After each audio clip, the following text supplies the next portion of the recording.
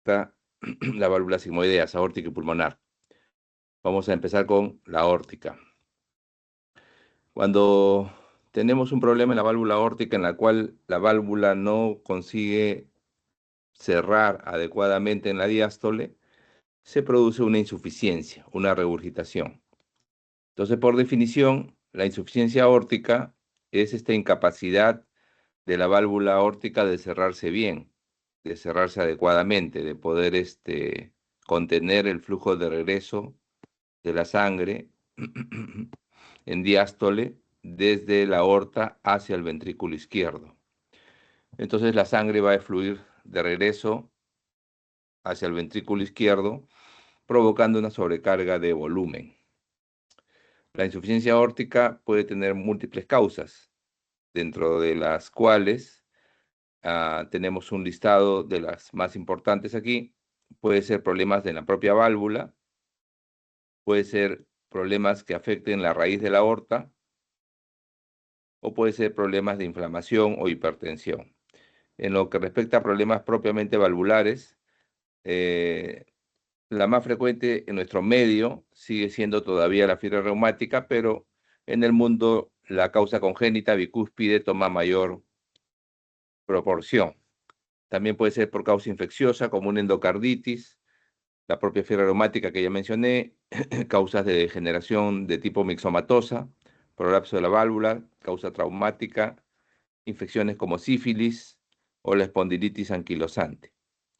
Cuando afecta a la base de la aorta, la raíz de la aorta, la válvula puede fallar si hay disección de la aorta, si hay una degeneración quística de la capa media, en el caso de problemas congénitos como en el síndrome de Marfan, que es una hiperelasticidad de la capa media, válvula aórtica bicúspide y aneurisma familiar no sindrómico, como causas más frecuentes.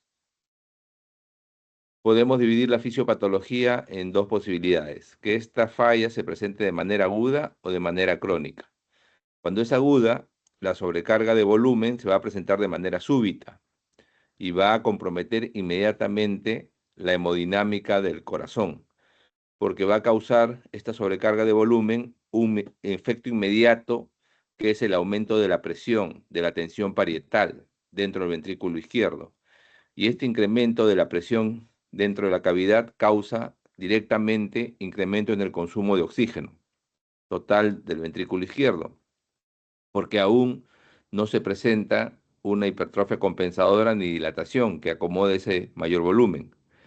Este incremento en el consumo de oxígeno, asociado que también va a haber un aumento en la presión de fin de diástole, va a causar una disminución bastante importante en la perfusión coronaria.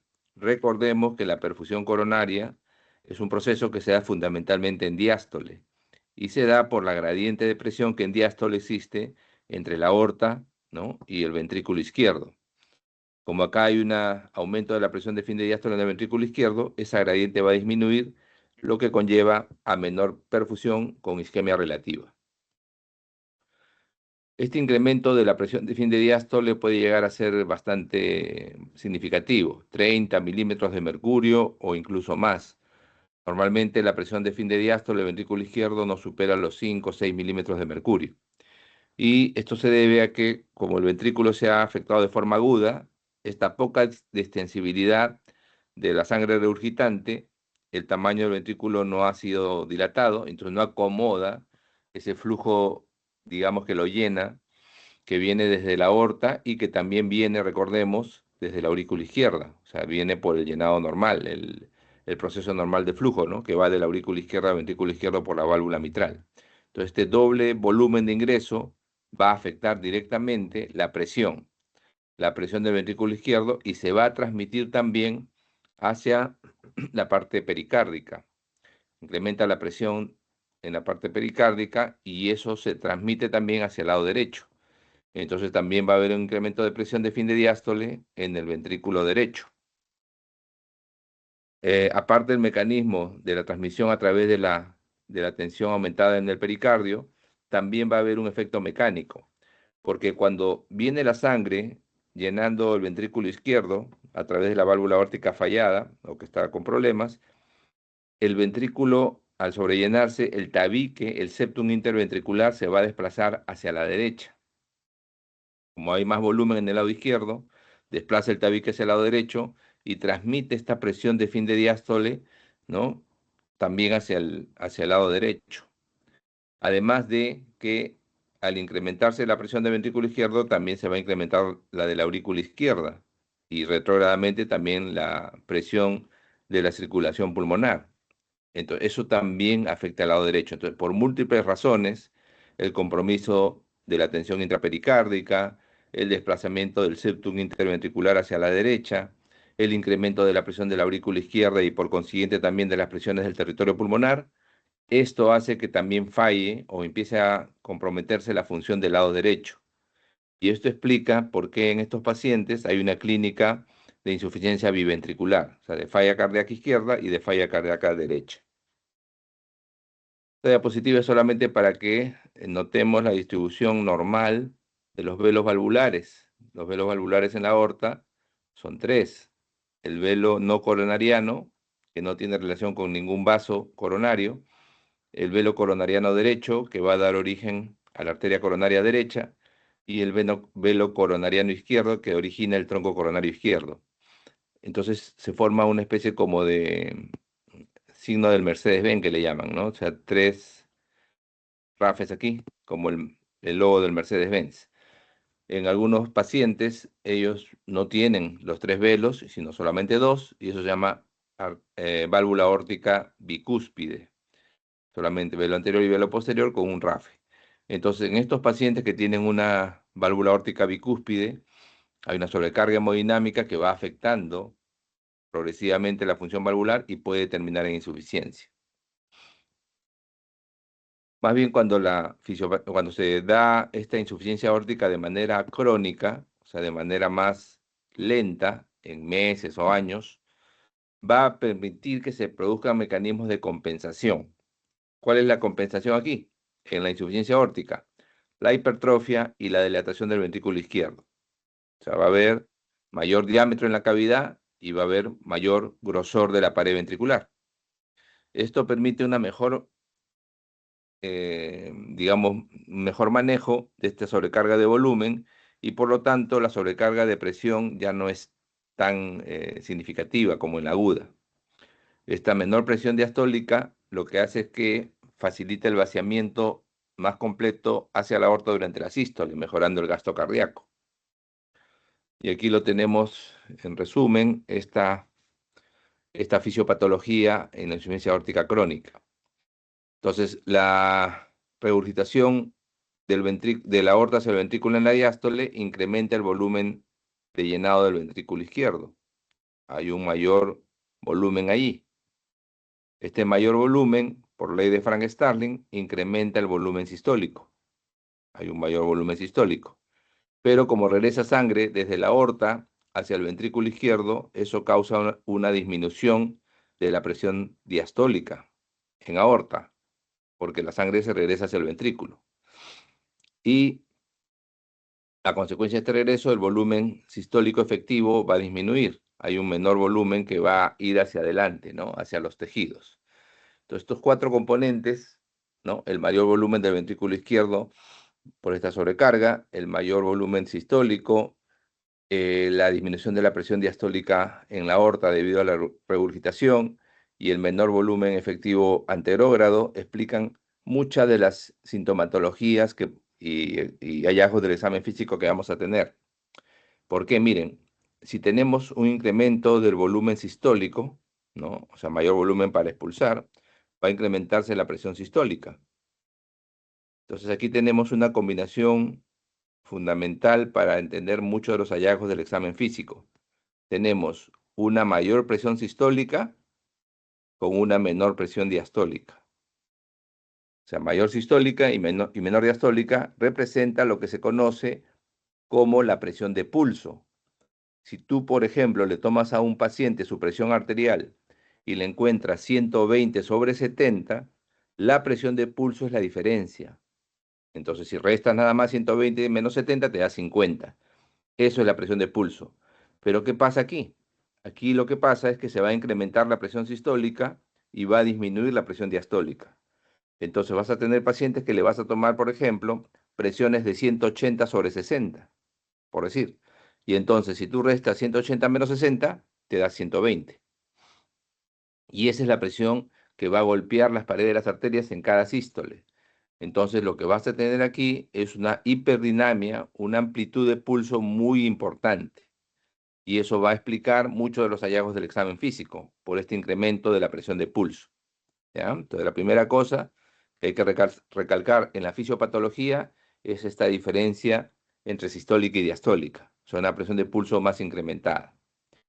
Bueno, esto genera este aumento en la presión de pulso, en la presión sistólica, incremento en el consumo miocárdico de oxígeno. Hay mayor necesidad de oxígeno para que el corazón pueda bombear. Pero recordemos que hay una menor presión diastólica, ¿no es cierto? Porque la aorta regresa sangre hacia el ventrículo. Entonces, eso asociado a un menor tiempo diastólico y el incremento de la presión de fin de diástole del ventrículo izquierdo, todo eso lleva a una disminución en el aporte miocárdico de oxígeno. Y aquí viene el segundo componente importantísimo en la fisiopatología de la insuficiencia aórtica. Este desbalance, digamos, eh, esta disminución en lo que sería el aporte versus el aumento en la demanda, en el consumo. Si tienes un mayor consumo que no es compensado por un aumento en el aporte, lo que va a pasar es que se va a llegar a lo que se llama isquemia, a la isquemia miocárdica. Y eso lleva a mayor falla ventricular, que es un círculo vicioso. Se incrementa aún más la presión de llenado, se incrementa la congestión pulmonar, se incrementa la difusión del ventrículo izquierdo, se incrementa la masa del ventrículo izquierdo compensatoriamente, y todo esto es un círculo que lleva finalmente a un deterioro progresivo de la función ventricular. ¿Ya? Entonces no se olviden los dos componentes fundamentales que explico en esta diapositiva: el incremento en la presión de pulso, ¿no? La diferencia entre sistólica y diastólica se hace muy evidente, y el desbalance entre aporte y demanda de oxígeno en el miocárdico, que lleva a isquemia miocárdica. Entonces, los síntomas aquí en la insuficiencia aórtica se deben al incremento del volumen cardíaco y del volumen de eyección. Entonces vas a notar palpitaciones, movimientos del tórax, de la cabeza, ¿no? O sea, muy evidente va a ser esta amplitud de pulso incrementada. El desbalance entre aporte y demanda de oxígeno nos lleva a insuficiencia coronaria o angina, ¿no? Dolor torácico por angina. Y el aumento de la presión de llenado del ventrículo izquierdo, que se transmite a la aurícula izquierda y luego, pues evidentemente también a la circulación pulmonar, les lleva a la disnea, a la ortopnea, a la disnea paroxística nocturna y al edema pulmonar. Como se compromete también el lado derecho, por los mecanismos que hemos explicado, se llega a una insuficiencia cardíaca congestiva global. O sea, ya comienza a aparecer ingurgitación yugular, hepatomegalia, citis, edema. El soplo en insuficiencia aórtica es un soplo diastólico. Se presenta después del segundo ruido y es en decreciendo, porque la gradiente va a ir disminuyendo según la sangre pase de la aorta al ventrículo izquierdo. Va a ir en disminución. En los pacientes agudos, en los pacientes que son de insuficiencia aórtica de reciente inicio, es común escuchar un soplo sistólico aórtico funcional. Entonces, no es que sea la característica que el soplo en la insuficiencia aórtica es sistólica, sino que puede encontrarse en los pacientes agudos un soplo sistólico aórtico funcional, porque esta sobrecarga de volumen que llena tu ventrículo, este volumen mayor tiene que ser eyectado por una válvula aórtica que relativamente no aumenta su diámetro. Entonces, relativamente es una estenosis, por eso le llaman soplo sistólico aórtico funcional, porque tiene que salir mucho volumen por un espacio relativamente reducido. Y se produce un soplo similar al de la estenosis aórtica, ¿no? Que es un soplo romboidal que asciende y desciende en sístole, ¿no? Un soplo que normalmente, como les digo, en un paciente que ya está compensado, que tiene una insuficiencia aórtica crónica, no lo van a escuchar. Esto lo van a escuchar más que todo en los pacientes agudos. El soplo característico y fundamental, recordemos, en insuficiencia aórtica es diastólico, soplo diastólico. Ahí se produce la regurgitación. Entonces, en el examen físico, un primer ruido puede estar disminuido, el segundo ruido puede tener un desdoblamiento, Y el soplo diastólico es regurgitante de alta frecuencia, entonces se escucha mejor con la parte plana del estetoscopio, con el diafragma, haciendo que el paciente se siente hacia adelante y pidiéndole que bote todo el aire. Entonces le pides al paciente que expire y ahí le puedes escuchar mejor este soplo. En algunos pacientes también se puede escuchar un soplo en el área mitral, el soplo que se llama de Austin Flint. Y este soplo de Austin Flint no se produce porque la válvula mitral esté realmente enferma. Lo que pasa es que la columna de sangre regurgitante, el flujo aórtico regurgitante, golpea el velo anterior de la mitral. Anatómicamente la válvula aórtica y la válvula mitral están muy cercanas. Entonces, cuando falla la válvula aórtica y se produce la regurgitación, el flujo regurgitante, esta columna, choca contra el velo anterior de la mitral e impide que abra bien. Entonces, como si fuera una estenosis mitral. Entonces, el soplo de Austin Flint es un soplo mitral que es mesotardío diastólico. El hallazgo fundamental del examen físico, esta diferencial importante de presiones que he remarcado, o sea, la presión de pulso muy alta, el choque de punta puede estar hiperdinámico y puede haber un frémito en el área supraesternal. Entonces, la característica, los pulsos saltones. O sea, es una patología con una rica semiología, porque van a notar un montón de datos que les indica esta amplitud de pulso muy incrementada. Por ejemplo, en la cabeza, este movimiento pulsátil causa que la cabeza se mueva con cada latido. Es el signo de Muset. En la pupila también pueden notar el movimiento pulsátil de la pupila, signo de Landef. Cogen un bajalenguas, una luz y ven la úvula y pueden notar que late, signo de Müller. Tocan el hígado, late, Rosenbach. También puede latir el vaso, signo de Gerhardt. El latido del lecho unguial se llama signo de Quincke. Y en la parte femoral, el signo del pistoletazo. Hay muchos nombres, pero en realidad lo que interesa al final es que sepan que van a encontrar evidencias de una amplitud de pulso muy importante, ¿no? Eh, lo pueden ver hasta en el cuello, por ejemplo, ¿no? En el cuello van a ver que la parte de lo que sería la arteria carótida, ¿no? Es muy notable. Entonces, eso le llaman pulso carotidio de Corrigan o pulso en martillo de agua. Es un pulso muy notable, ¿no? Que simplemente palpando levemente la parte del cuello en la zona de la carótida, ustedes pueden notar. Y hay otros datos, signo de Trop, Durosier, signo de Hill, que es básicamente, como les digo, la representación de esta onda de pulso tan importante. En la radiología se nota un crecimiento importante del ventrículo progresivo. El ventrículo radiológicamente izquierdo crece hacia abajo y hacia afuera, ¿no? Es una cardiomegalia a expensas del ventrículo izquierdo. Si tienes un paciente que tiene insuficiencia aórtica leve o moderada, a veces no requieren tratamiento, pero se le da profilaxis para endocarditis bacteriana si la causa es reumática. Y pueden irse vigilando a los pacientes periódicamente. Si la insuficiencia aórtica es severa, se puede dar algunos medicamentos para mejorar la contractilidad y reducir volumen del ventrículo, como por ejemplo la digital. Pero el tratamiento fundamental radica en disminuir la resistencia anterógrada al flujo del ventrículo izquierdo. Entonces, ¿cómo haces eso? Le das medicamentos que sean vasodilatadores con acción arterial.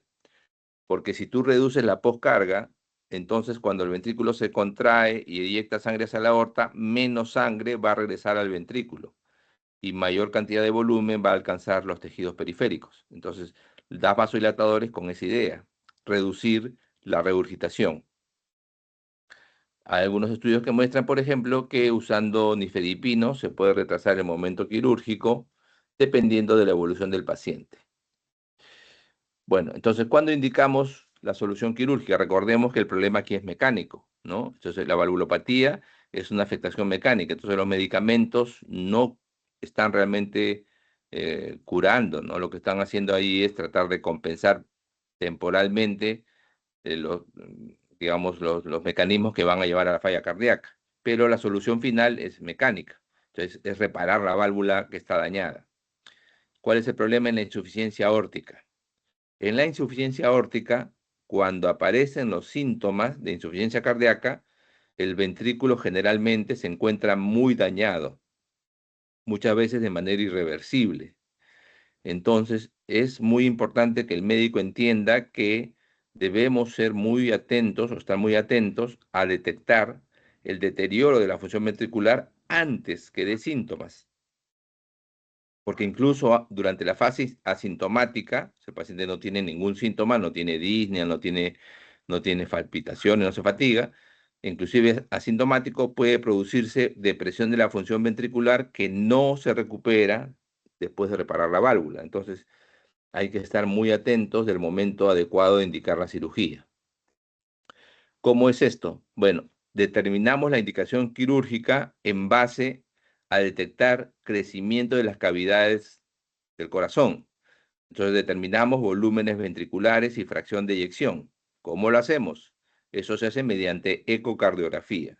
Es una técnica que permite, mediante el uso del ultrasonido, reproducir las cámaras del corazón, sobre todo el ventrículo en este caso, y ver si el volumen se está incrementando.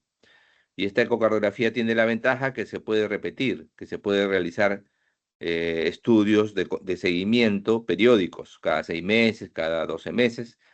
Y si yo veo, por ejemplo, que el diámetro de fin de sístole del ventrículo izquierdo pasa a estar por encima de 50 milímetros, 5 centímetros, o la fracción de eyección está por debajo del 50%, o el volumen telesistólico está por encima de 55 mililitros por metro cuadrado, ya debo estar atento a que el paciente tiene ya indicación de una cirugía, de una reparación valvular.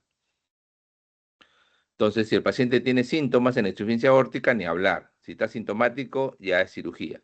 Y si está asintomático, hacerle la ecocardiografía para valorar los volúmenes ventriculares y la función. Si la función ventricular, la fracción de eyección está caída, menos del 50%, pues debería ir a cirugía.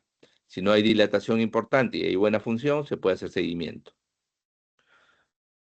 En el tratamiento médico puede utilizarse agentes, bueno, sobre todo cuando el paciente está agudamente enfermo, puede utilizarse nitroprusiato e inotrópicos, por ejemplo, dopa o dobuta, si es que el paciente está inestable para tratar de estabilizarlo, pero eso no es el tratamiento final, es simplemente un puente que permite sostener al paciente en su estado clínico hasta que se llegue a la sala de operaciones. Si el paciente está crónico, bueno, o de repente tiene alguna contraindicación para la cirugía, si solamente optamos por tratamiento médico, podemos dar vasodilatadores como, por ejemplo, inhibidores de enzima convertidora de angiotensina, los IECAS o los ARA2, altamente receptor, cuando esta cirugía, como les explico, no está indicada o tiene alguna contraindicación, o aquellos pacientes que han sido operados y han quedado con cierta falla cardíaca. Ahora, si tienes hipertensión, o sea, el paciente está hipertenso, tiene insuficiencia aórtica y está hipertenso, se debe administrar tratamiento antihipertensivo. ¿Y qué antihipertensivo es mejor aquí? Bueno, aquellos que tengan la mayor acción vasodilatadora, disminuyendo poscarga para tratar de mejorar la regurgitación, o sea, menos regurgitación. Entonces damos IECA, damos bloqueadores de canales de calcio, del tipo de hidropiridínico sobre todo, ¿no? Nifedipino, anlodipino, y no se olviden la profilaxis para endocarditis. Entonces, si tenemos un paciente que tiene insuficiencia aórtica, debemos valorar la severidad, debemos valorar con ecocardiografía esta condición y ver la función ventricular. Si está sintomático, ya hemos dicho, la cirugía. Si está asintomático, se puede hacer una prueba de esfuerzo para tratar de evidenciar que el paciente tiene disnea o una baja capacidad funcional. Y no olvidemos lo de la dilatación de las cavidades, ya hemos hablado del diámetro de fin de sístole de 50 milímetros. Añadimos también que puede ser una indicación si el diámetro de fin de diástole, de diástole, diámetro telediastólico es mayor de 70. En algunos pacientes podemos hacer seguimiento con ciertos eh, digamos, marcadores, biomarcadores que le llamamos, que nos indican el compromiso ventricular. Entonces podemos dosar el péptido natriurético cerebral o la fracción amino terminal de este péptido, el BNP o el NT-proBNP, los puntos de corte, 130 picogramos, ¿no? Para el BNP y 602 para el proBNP. Bueno, en estos casos, si están persistentemente elevados en las consultas con los pacientes, debemos considerar cirugía, sobre todo si al año o poco más del año siguen persistentemente elevados estos valores. Entonces, no esperar, como les digo, a que el paciente se deteriore clínicamente, sino que ya con el biomarcador, haciendo este seguimiento en consultorio, podemos determinar que el paciente necesita una cirugía. También podemos, para este mismo fin, hacer ecocardiografías de estrés, que valoran la reserva contráctil del ventrículo izquierdo, o sea, cuánto de función contráctil de reserva tiene el ventrículo. Si esta reserva contráctil del ventrículo empieza a disminuir, pues entonces debemos indicar reparación valvular. Finalmente, también con la ecocardiografía se puede hacer lo que se llama estudios de Doppler tisular. Doppler tisular es un estudio que permite valorar el movimiento de las fibras miocárdicas. Hay uno que se llama el de la deformación longitudinal o strain longitudinal, y este strain, mediante técnicas, por ejemplo, del mapeo de burbujas, speckle tracking, si ha disminuido mucho, es un valor predictivo de progresión de enfermedad y puede indicar que el paciente está entrando en un periodo de daño irreversible. Entonces, cuidado con los pacientes que tienen ya un Doppler tisular alterado, un strain longitudinal bajo. ¿Por qué? Porque si lo operamos tardíamente, el resultado postoperatorio puede ser desfavorable. Entonces, vamos a valorar en un paciente con insuficiencia aórtica si además de la problema valvular tiene también dilatación de la raíz de aorta significativa. Entonces, si la tiene, si está asociada la insuficiencia aórtica a una dilatación significativa de la aorta, bueno, eso es quirúrgico y generalmente va a requerir no solamente el cambio valvular, sino también una prótesis en la parte inicial de la aorta, un tubo valvado. Si no lo tiene y la insuficiencia aórtica es grave, valoramos los síntomas.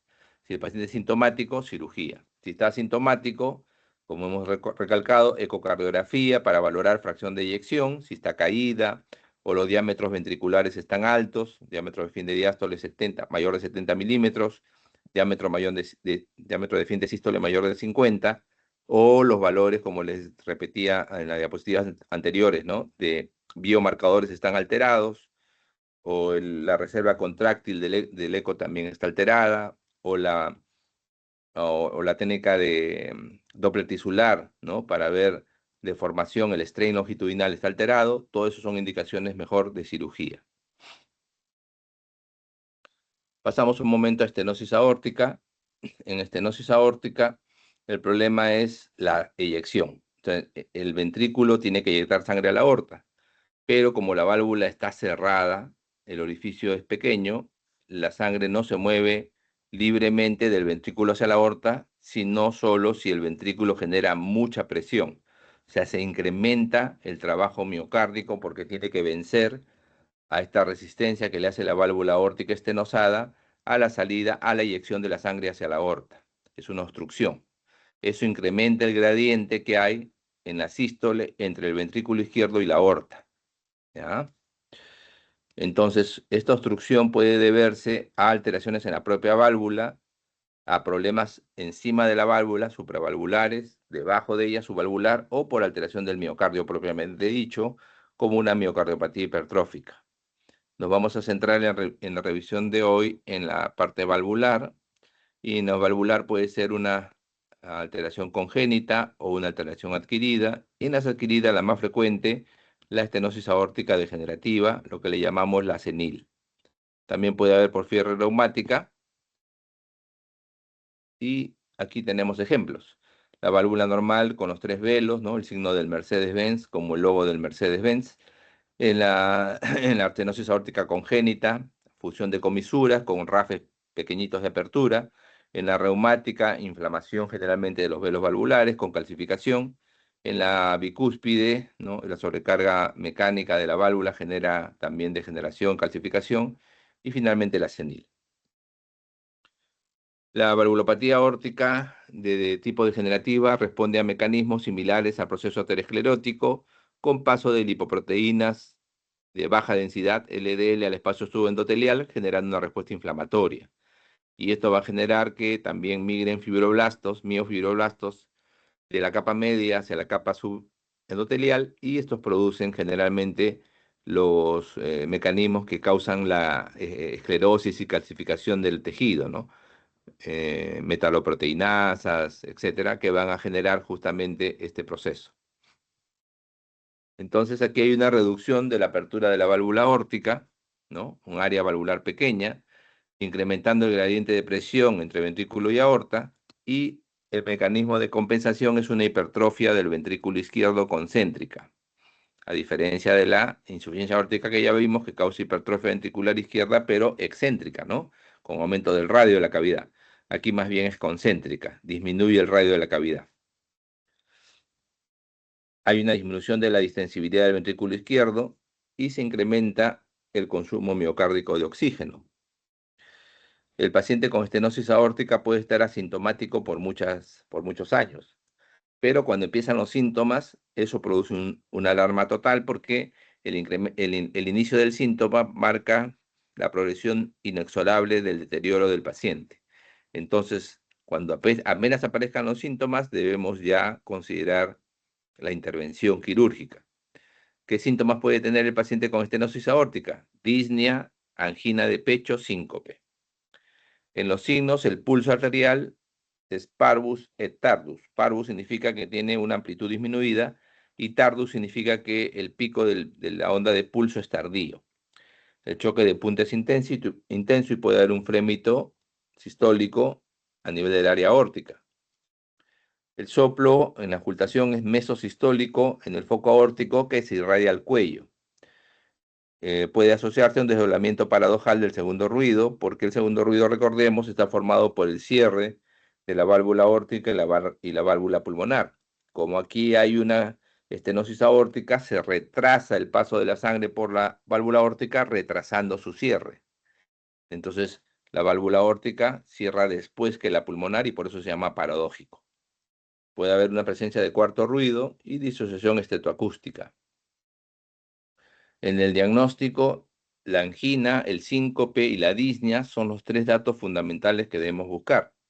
La angina se produce por ya sea una falta de aporte, la válvula aórtica pobremente se abre mal, dando un mal flujo hacia las coronarias, también porque aumenta el grosor de la pared ventricular, hipertrofia compensadora, eso incrementa la demanda de oxígeno miocárdico, y porque en algunos pacientes, debido a que el mecanismo de la producción de la alteración de la válvula aórtica es similar al proceso aterosclerótico, pueden tener una enfermedad coronaria, una placa en coronarias también. El síncope es por obstrucción fija del tracto de salida del ventrículo izquierdo y porque el gasto cardíaco, por lo tanto, se ve afectado en su incremento, no aumenta. La insuficiencia cardíaca causa disnea por disfunción tanto sistólica o diastólica y porque la fibrosis del propio miocárdico va alterando la función de contracción. En el examen físico, el soplo es sistólico, es en forma de rombo, o sea, de ascenso y decreyendo. Mientras más tardío es el pico de ascenso, más severa la estenosis. Mientras más se demore en alcanzar el pico del soplo, más severa la estenosis. Puede estar precedido el soplo por un clic de apertura. Normalmente no escuchamos a las válvulas abrirse. Escuchamos primer y segundo ruido, que son los cierres. Pero aquí, como hay una calcificación, una degeneración de los velos valvulares, la apertura se puede escuchar y eso se llama clic de apertura. ¿Y cómo valoramos la severidad? Lo que valoramos la severidad de la estenosis aórtica midiendo la velocidad con la cual la sangre es eyectada desde el ventrículo hacia la aorta. Eso se hace a través de las técnicas de ecocardiografía Doppler.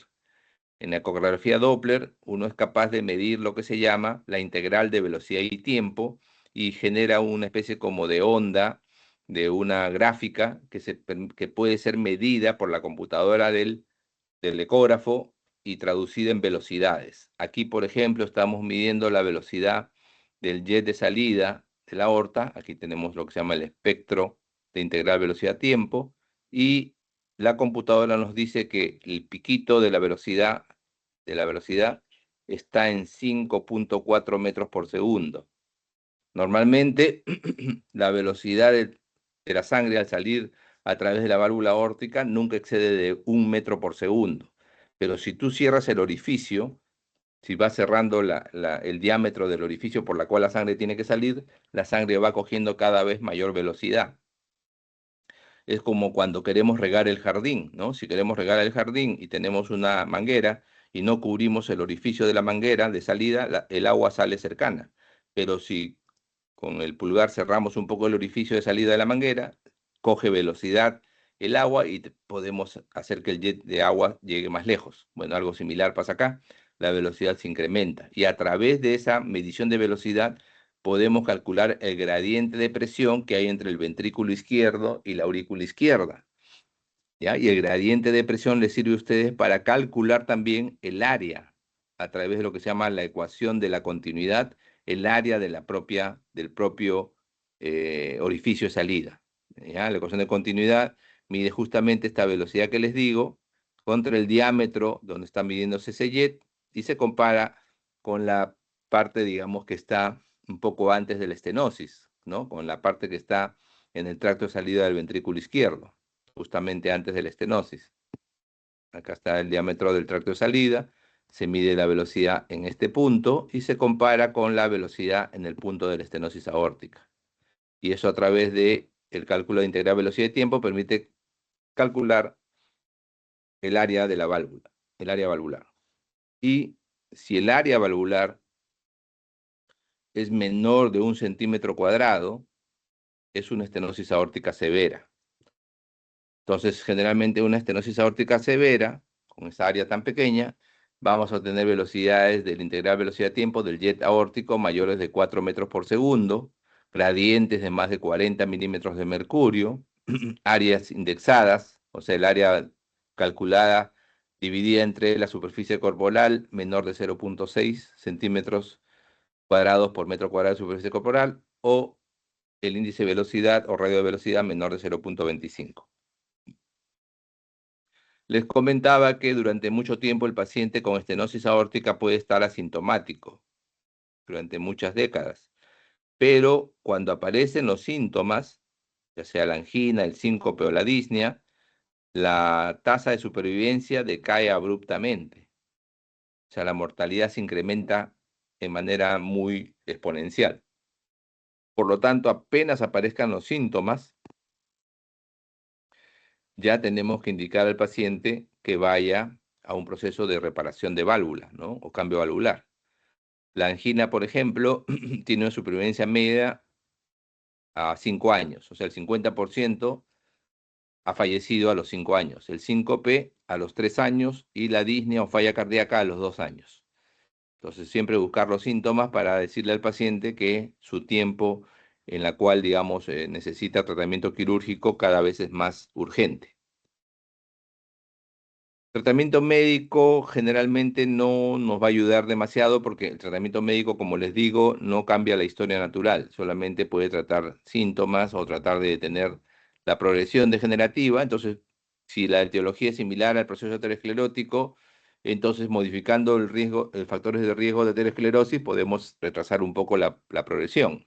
Entonces, ahí pues dejaremos indicación que el paciente controle bien su hipertensión, que deje de fumar, control de la diabetes, control de las dislipidemias. Los pacientes que tengan síntomas requieren cirugía, o sea, inevitablemente el paciente sintomático, cirugía, porque no hay ningún tratamiento médico que pueda obviar esta indicación mandatoria. Algunos pacientes que ya tienen enfermedades terminales, que ya no son aptos para la cirugía, pueden utilizar como alternativa algún tratamiento médico, pero como les digo, no va a cambiar el problema mecánico. Entonces puede usarse digitálicos, diuréticos, inhibidor de enzima convertidora, antagonista receptor de angiotensina, los ARA2, si hay falla. Hay un grupo etario muy importante, que es los niños que tienen estenosis aórtica severa. Entonces, si tienes un niño o adolescente que tiene estenosis aórtica severa, apenas tengas esa confirmación por la ecocardiografía, deberías indicarle cirugía. ¿Por qué? Porque estos pacientes niños tienen riesgo alto de muerte súbita. A diferencia de los adultos, en los cuales uno puede esperar a que aparezcan síntomas, ¿no? Disnea, angina o síncope, en el caso de los niños debemos indicarle cirugía apenas sea el diagnóstico, porque la muerte súbita no va a avisar, no va a dar tiempo a que aparezca la disnea, ni la angina, ni el síncope. O sea, tenemos que intervenir. En los adultos, la supervivencia media es de 5 años después de la angina, 3 después del síncope y 2 después que se manifieste disnea o falla cardíaca. Entonces puede esperarse que el paciente presente síntomas en el adulto antes de indicarle cirugía.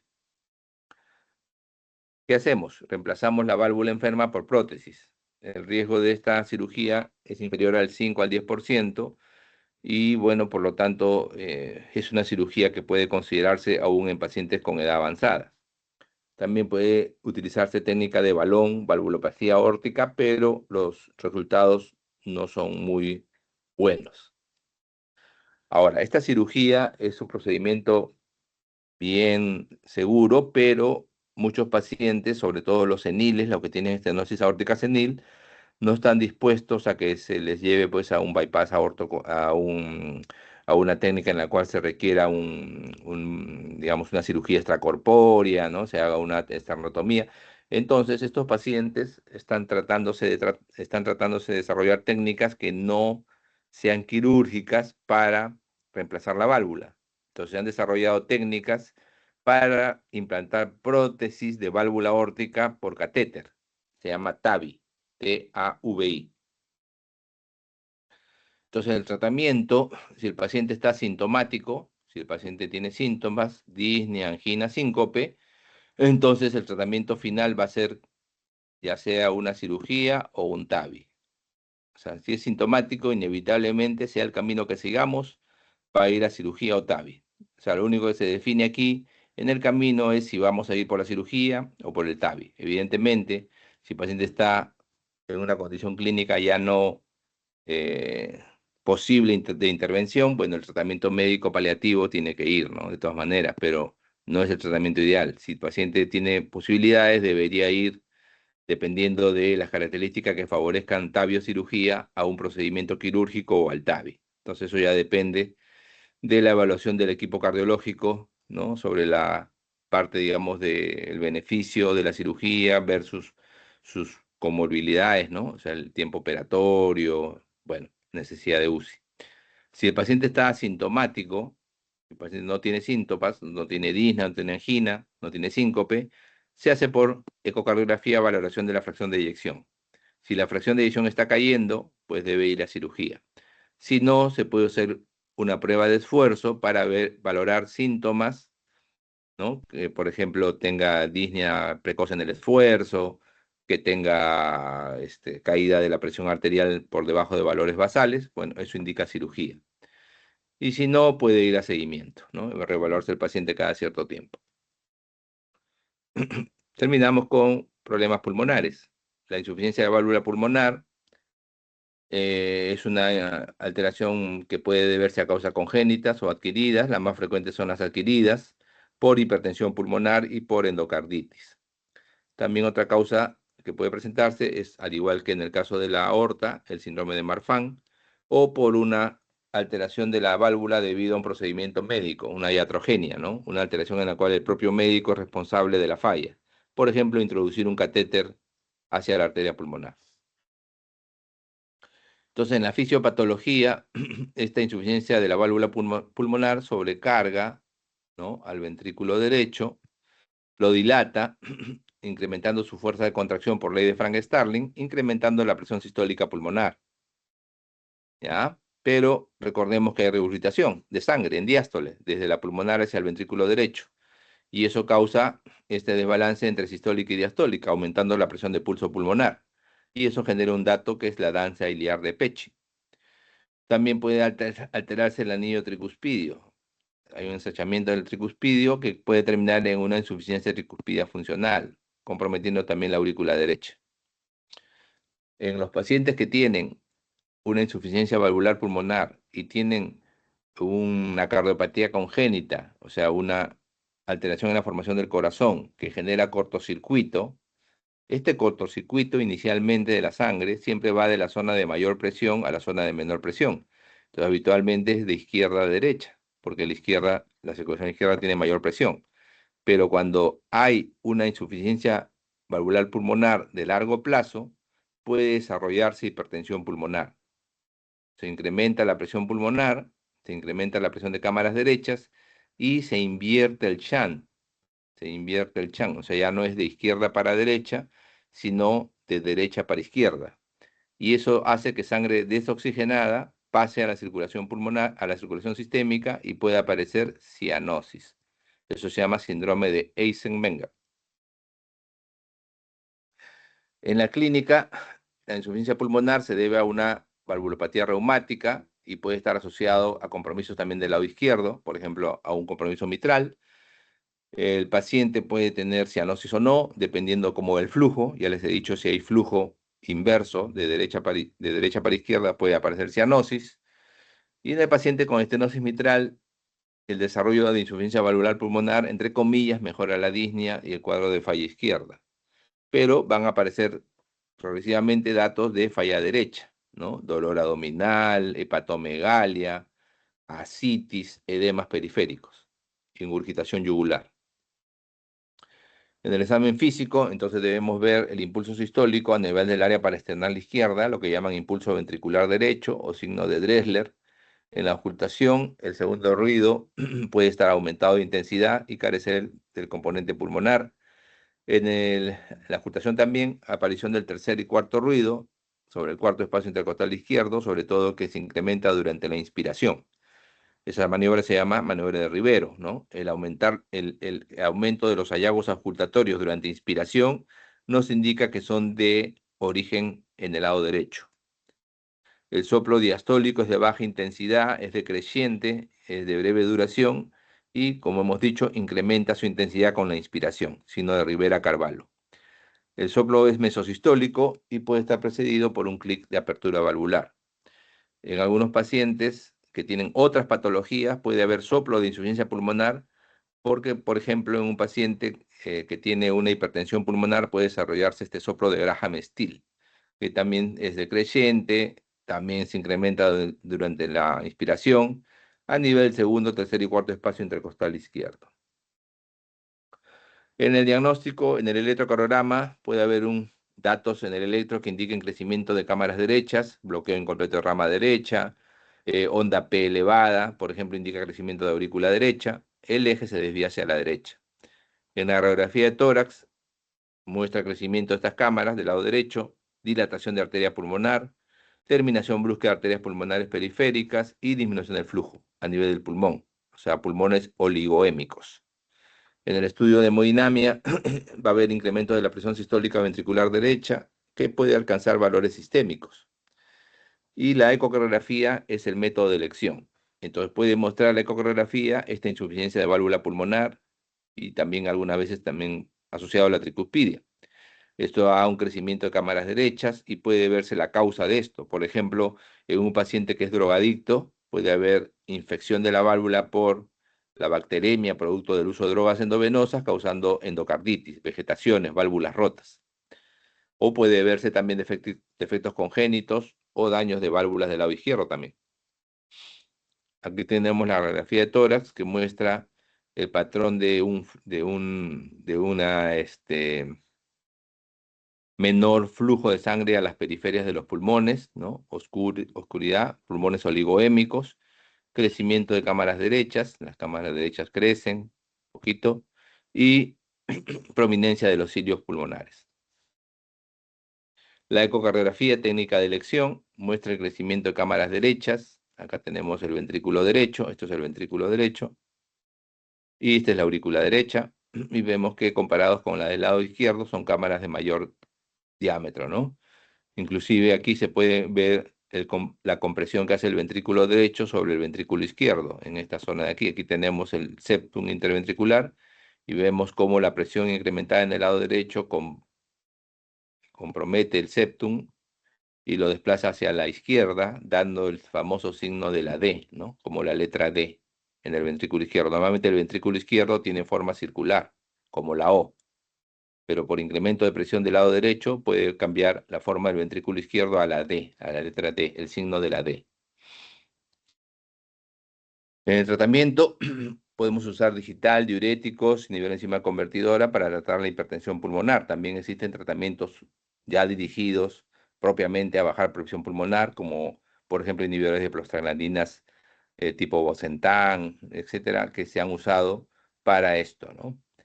Y se puede tratar quirúrgicamente este problema por un cambio de válvula, ¿no? Pero en el caso de un paciente que tiene insuficiencia valvular pulmonar funcional, no se hace habitualmente este cambio. De hecho, les digo que es muy raro que se trate la válvula pulmonar en cuanto a la parte quirúrgica. Generalmente se hace cuando hay un problema del lado izquierdo que requiere solución quirúrgica y se aprovecha el acto de la operación para reparar la válvula pulmonar. En estenosis pulmonar, la causa congénita es la más frecuente y se da en un porcentaje alto de los pacientes con una enfermedad congénita cardíaca, 10%. También puede ser causa reumática, también puede ser un síndrome carcinoide o una pseudoestenosis pulmonar por obstrucción del tracto de salida del ventrículo derecho.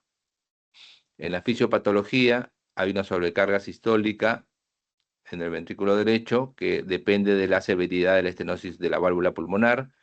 Si hay un foramen oval permeable y la presión se incrementa mucho en la aurícula derecha, puede invertirse el cortocircuito y hacer cianosis. Entonces, aquí en la estenosis pulmonar, el problema es que no hay sangre suficiente que vaya a los pulmones. Entonces, hay un gasto pulmonar que va en disminución. Si es leve, el paciente puede estar asintomático, pero si tiene formas graves, es una sintomatología similar al de la estenosis aórtica, síncope, angina, disnea, pero aquí puede asociarse también cianosis por desaturación, si hay shunts. El pulso venoso puede mostrar ondas A aumentadas, porque en el pulso venoso la onda A representa la contracción auricular. Si tienes una estenosis de válvula pulmonar, la sangre no avanza, no va hacia el pulmón y genera un retroceso hacia la parte venosa, dando una onda A aumentada. En la inspección y palpación del tórax, no se olviden el signo de Dressler, el impulso ventricular derecho, y la pulsación de arteria pulmonar en la porción postestenótica puede ser palpable, ¿no? Hasta visible incluso. Y el frémito es simplemente la transmisión, digamos, del soplo hacia la pared torácica, ¿no? Entonces se puede palpar una sensación de vibración. En la auscultación, el soplo sistólico en el área pulmonar es eyectivo, es romboidal. Mientras más tarde es su parte más alta, mayor es la severidad de la estenosis. Entonces, el mismo fundamento que para estenosis aórtica. El componente pulmonar, el segundo ruido, puede estar disminuido y se retrasa y puede haber desdoblamiento del segundo ruido. También puede escucharse cuarto ruido en el lado derecho. Entonces, ¿cómo hacemos el diagnóstico de la estenosis pulmonar? Recordemos que el ventrículo derecho normalmente, ¿no?, su masa es menor que la del ventrículo izquierdo. Pero si tienes una estenosis pulmonar, si tienes una zona estrecha en su tracto de salida, el ventrículo derecho tiene que generar más presión progresivamente para vencer esta estrechez y enviar sangre a los pulmones. Eso hace que el ventrículo derecho se hipertrofie y coja una masa que puede superar inclusive al grosor del ventrículo izquierdo. Esto se puede evidenciar a través de la electrocardiografía. En el EKG puedes tener evidencias de hipertrofia ventricular derecha. Generalmente se hace a través de visualización de las ondas eléctricas que se generan en estas paredes. Normalmente la fuerza izquierda gana a la derecha. Entonces, en las derivaciones del lado izquierdo, por ejemplo, de 1, que es esta derivación de acá, o ABL, que es esta derivación de acá, van a notar predominancia de negatividad. ¿Por qué? Porque las fuerzas eléctricas van a predominar hacia el lado derecho, alejándose de las derivaciones que ven en el lado izquierdo. Entonces van a haber negatividades en D1 y en ABL, y a la inversa, en derivaciones que ven el lado derecho, van a haber positividades altas. Por ejemplo, B1 y B2, que normalmente tienden a ser más negativas, se hacen muy positivas por esta desviación del eje eléctrico. En la parte de la radiografía podemos tener dilatación del tronco de arteria pulmonar y dilatación del borde derecho de la silueta cardíaca. Si hacemos hemodinámica, si tenemos una gradiente leve menor de 50, esto es una estenosis pulmonar leve. Si está entre 50 y 70, moderada, y más de 70 es severa. La gradiente, recordemos, es la diferencia de presión entre el ventrículo derecho y la arteria pulmonar. Usualmente en los pacientes niños, la ecocardiografía es suficiente, o sea, no se requiere llegar a hemodinámica para el diagnóstico de estenosis pulmonar porque puede medirse muy fácilmente el gradiente sistólico transvalvular pulmonar y determinar si es severo. En niños se puede hacer valvuloplastía, o sea, se coloca un catéter que llega a la válvula pulmonar, se infla y se trata de abrir la válvula pulmonar. Entonces, en niños con cianosis, con falla cardíaca, con bajo gasto, con gradiente alto, se puede tratar de hacer esta técnica para tratar de vencer la estenosis. En estenosis infundibular persistente se recomienda asociar tratamiento a beta bloqueo. Creo que es la última. Muy bien,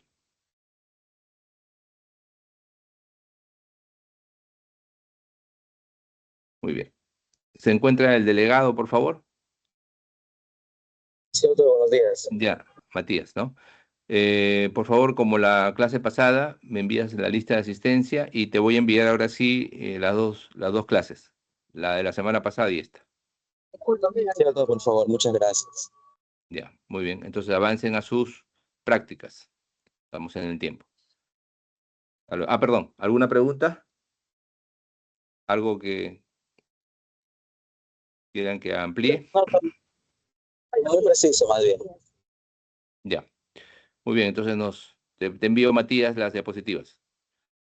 Sí, Todos a sus doctor, muchas prácticas. gracias. Muy bien, hasta luego. Buen día.